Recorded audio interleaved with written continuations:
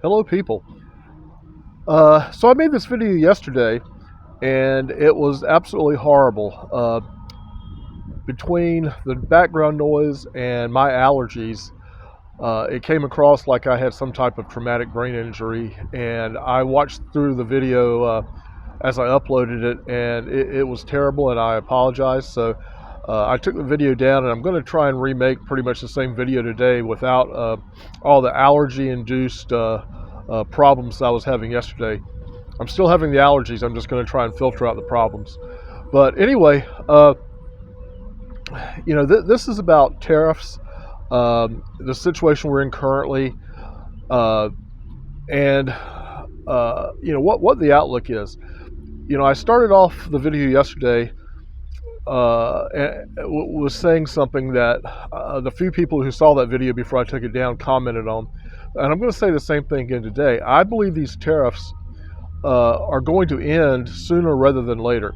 And the reason I think they're going to end sooner rather than later is I believe there's going to be a revolt on the part of the American consumer that's going to happen relatively quickly over the next, in my mind, I think maximum of 60 days. Because in the next 2 weeks, I'm making this on April 28th, I believe, on Tuesday. In the next couple of weeks, you're going to start seeing some shortages in major retailers throughout the country. In the next month, those shortages are going to be so severe that they won't be concealable by the retailer. That's not going to be a question of spreading out merchandise on a shelf to make the shelf look full, because there's not going to be enough merchandise in the system or in their warehouse to fill those shelves. And by the end of May and by mid-June, I think there are going to be some shortages that will be pretty much critical. That's kind of the good news. I mean, or at least as good as it gets. I do think that things are going to get so bad so quickly that people are going to force some type of repositioning on the part of this administration as to its economic policies and to the reality of those policies. But just to carry that thought a little further, I need to point out some really bad news, and the bad news is this: supply chains are incredibly complex, absolutely incredibly complex, and as such, they need to work with a high degree of precision and a high degree of continuity, and that continuity has been broken already.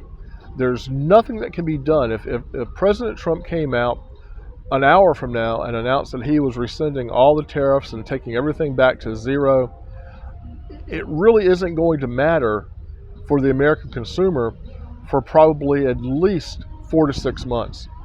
The last time shipping was in the same situation that we find ourselves in now, it was in 2020, just a month or two after the pandemic was widely known and was sinking its teeth into the world's economy. And not only are we at that level already, but we're surpassing that level in a way that will not be quick to resolve, even if there's an immediate reversal on these tariff policies. This is just a man-made, self-inflicted injury, the likes of which I've never even imagined. I mean, it's beyond my words to even be able to convey to you the things that you need to prepare yourself for over the coming months. I do think long term it's going to get better, not because of the tariffs. Only good thing about the tariffs is that they will eventually end. But there is always light at the end of the tunnel, even if it takes us a long time to get there. But short term, through the summer of 2025, I'm not seeing a whole lot to feel optimistic about. Looking last night at the maritime shipping reports, the real-time shipping reports that shows the ships being tracked all around the world. If you've looked at these satellite images before, or these satellite-generated displays before, there is usually a line of ships traversing the Pacific Ocean between China and the west coast of the United States that looks like a line of ants marching. There are a lot of ships all the time, moving day and night in both directions, and that stopped about 2.5, 3 weeks ago. It just came to a complete halt. You're already seeing layoffs and reduction in hours in West Coast ports for uh, all types of different people involved in servicing those ports, whether it's truck drivers, crane operators, uh, over-the-road truckers that go into the ports to retrieve their loads. It's impacting the West Coast already, and in a fairly significant way. We're seeing layoffs or proposed layoffs at UPS, FedEx, DHL, all your express delivery companies. All your logistic companies and last mile delivery companies are looking at significant slowdowns in business. They're projecting out, 90 days and 180 days, and they're looking at a significant reduction in force. And those processes have a ripple effect throughout the entire economy, because another person's income and their expenditures that result from that income turn into my income and your income. So we're all going to be impacted by this. It doesn't matter if you're an Amazon seller, or if you're an importer, or what your position is. If you're a human being living in the United States, you will be impacted by this in one way or another. The other thing I want to point out, and this is more for Amazon sellers, again, the global markets are there for Amazon. The United States and China have their own little thing going on right now, but other countries don't. So I can still import freely into the EU, into Great Britain, into Ireland, into Australia, into Japan, and all the other markets in Amazon services around the world. I am not restricted to the American Amazon market. Fortunately, for about the past 6 years, I have been doing business in a few other Amazon markets. Certainly not all of them, but and I'm trying to make something good out of a bad situation. But this situation with the tariffs and their focus on the U.S. is going to incentivize me to expand my endeavors into other Amazon markets even more than I was planning to already. I did have some plans to expand into at least a couple of other countries this year, and now that's probably going to be 5 or 6 countries. By no means is that going to replace the business I anticipate losing here in the U.S. Uh, but it's not going to signal a death toll for my business. I'm not going to go under because of what's about to happen.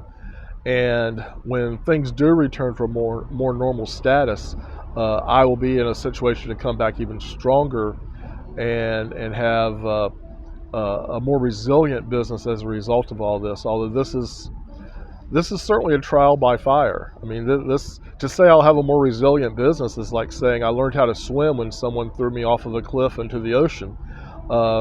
That's not really the way you want to do it, but necessity is the mother of invention. So you take your opportunities where they come, and sometimes you have to you have to just do what you have to do, even if it's not under ideal circumstances. But you need to understand, in so much as the disruption to the supply chain goes.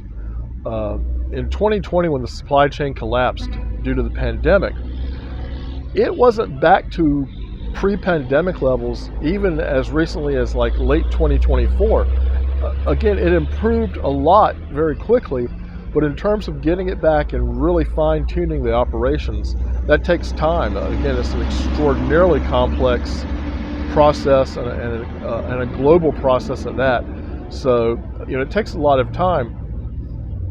The destruction that we've brought about here in the last few weeks, it's going to take years to recover from.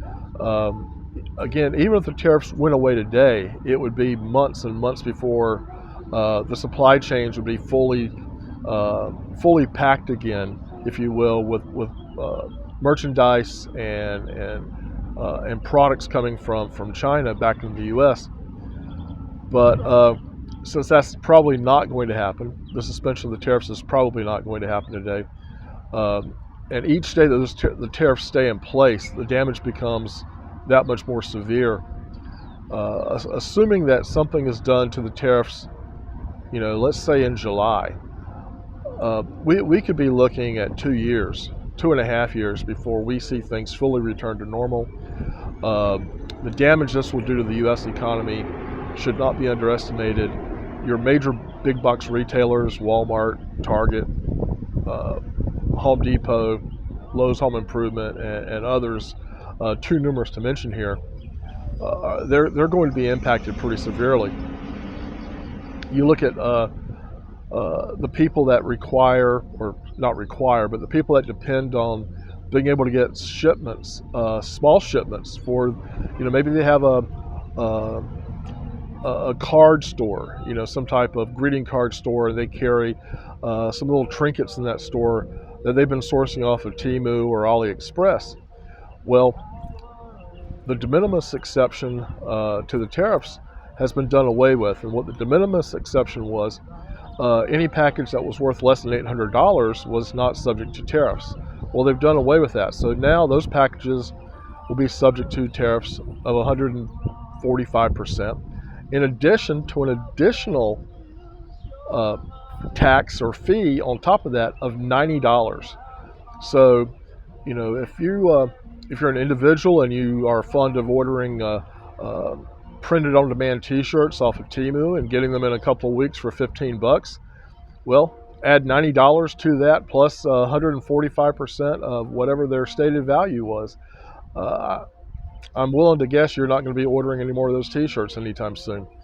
So it's going to hurt a lot of small businesses, but their response, their Chinese response to that was actually to suspend all package deliveries that relied on the Chinese Postal Service to the U.S. The only packages that they're currently sending over are flat files and document packages. No more boxes, no more parcels. So it doesn't really matter that we put this ridiculous tariff plus a $90 fee on these de minimis shipments. Those shipments aren't being shipped out of China to start with. So, it's tit for tat. And from my perspective, understandably so. This is a shot fired across the bow of world trade that never should have been fired. And we're going to pay the price for it in a major way, we being the U.S. consumers and the people of the United States. And we're going to hurt other people as well. We're going to hurt China, and we're not going to do the whole world much of a favor economically. A lot of other countries, to one degree or another, are going to be caught up in our collateral damage. And, that's unfortunate. And the cause can be it can be traced back to, certain individuals, but again, that gets way off scope for this channel, so I'll leave that alone. But just be on the lookout for, the effects as you see them take shape around you. I come at this from a perspective of business geek. I find the process personally horrific and a little bit horrifying, but the process from a business geek's perspective is kind of fascinating. So that's where we stand right now. This is just an update, probably telling you some things you've already concluded for yourself, but just want to put things in perspective. But keep an eye on the Baltic shipping index that looks at freight levels around the world. They have plummeted. In particular, they've plummeted in terms of the amount of cargo being shipped into the U.S., and they're expected to decline even further. And these are leading indicators for what to look out for, 30, 60, 90, and 120 days out here in the U.S.